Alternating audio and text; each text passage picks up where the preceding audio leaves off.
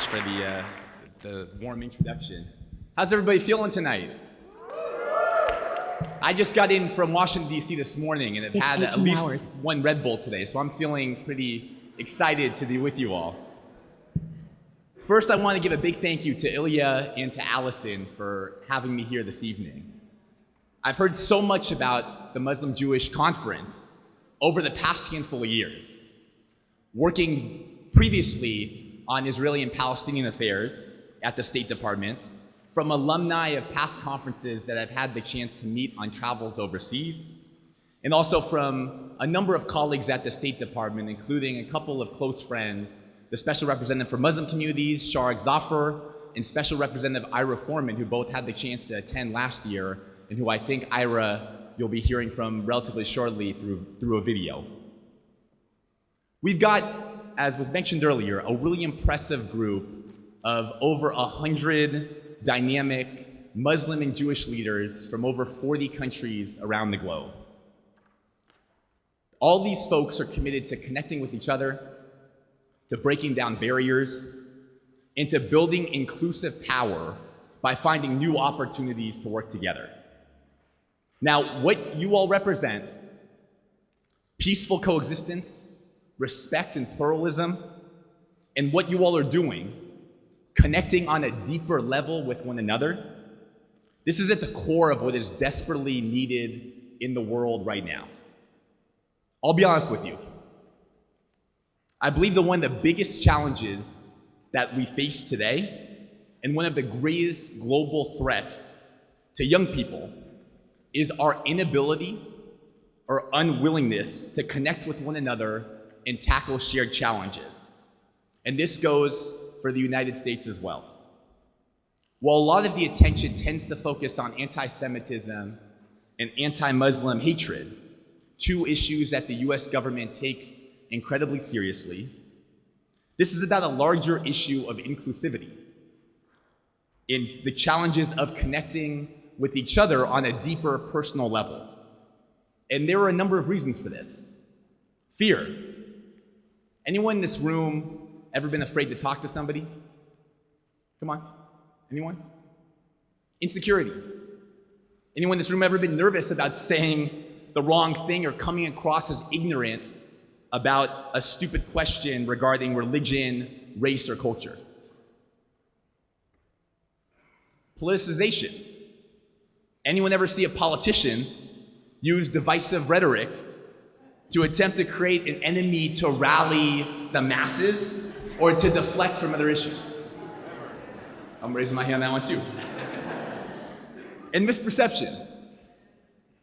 Anyone ever internalize a stereotype or misperception that they've seen in the media, or that's been built on an editorialized historical narrative that we've grown up with? Fewer, but some. And I think we're all guilty at least of some of this.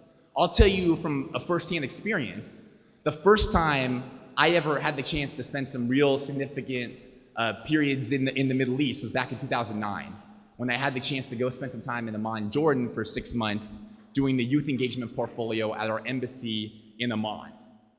I hadn't really lived or spent much time in the Middle East before, so when I got there, I was a little bit nervous and concerned about what things would be like from things I had read in the media.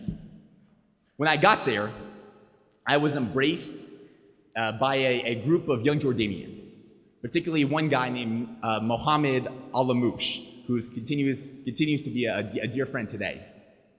Mohammed took me to all the Jordan hotspots. Are there any Jordanians here?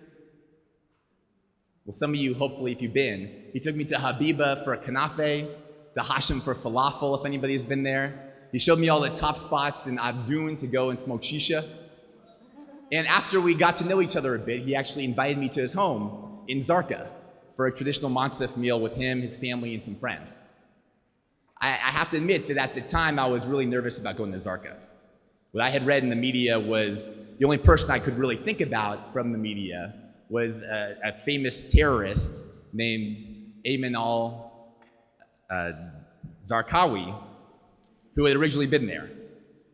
So it took a long time for me to finally admit that I would be willing to put my fear aside and go with Mohammed and his friend Suleiman and Thar to go see Zarqa. On the car ride to Zarqa, Mohammed turns to me in the back seat and he says, Andy, Thar, Suleiman, and I have been wanting to ask you something, but we didn't quite know how. And I said, okay. And he says, you're from Washington, D.C., right? And I said, yeah. So? And he says, we've been talking and reading a little bit about Washington, D.C., and man, that is a dangerous place, isn't it?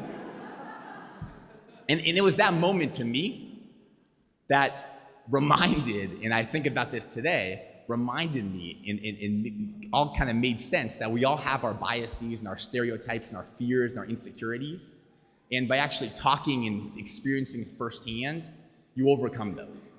And this trip out to Zarqa and the relationship building with Mohammed ended allowing us to talk about issues much more sensitive, such as Islam, such as Judaism, such as interfaith dialogue, and our aspirations and ambitions in life, which actually proved to be very similar to one another.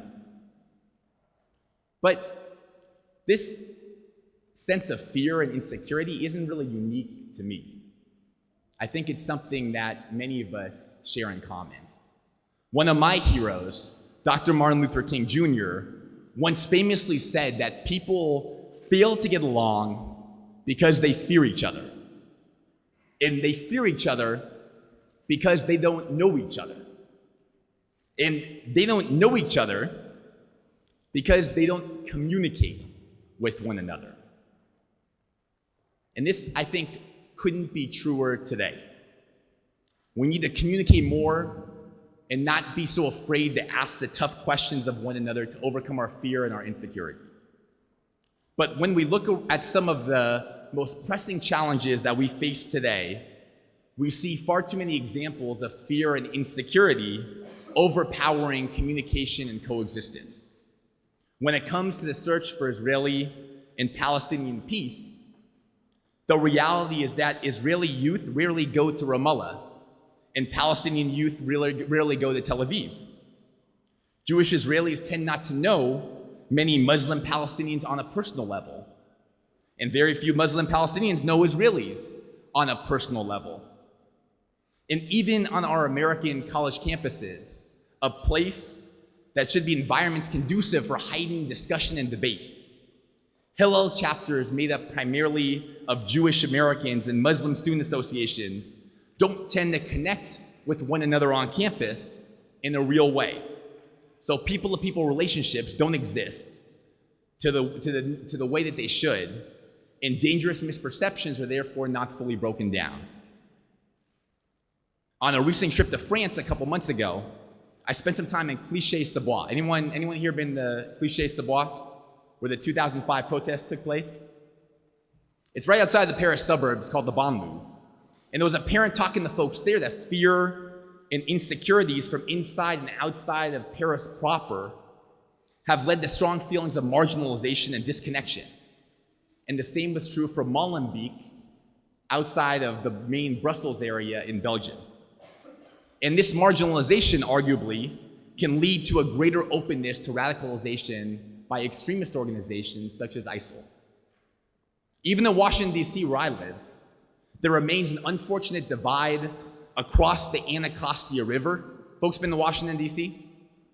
Folks been across the Anacostia River to Ward 7 and Ward 8 before?